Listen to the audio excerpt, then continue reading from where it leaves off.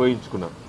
కాబట్టి తెలంగాణ సమస్యలకి తెలంగాణ కళ్ళతో చూస్తేనే అర్థమవుతుంది. కాబట్టి ఇప్పటికైనా ఇంకా ఆలస్యం చేయకండి. ఉత్తమ్ కుమార్ రెడ్డి గారు, మీరు తీసుకున్న నిర్ణయం మంచిది. మరి పత్రికలో వచ్చిన వార్త నిజమైతే, అది కూడా చెప్తున్నారు, పత్రికలో వచ్చిన వార్త నిజమైతే చాలా సంతోషం.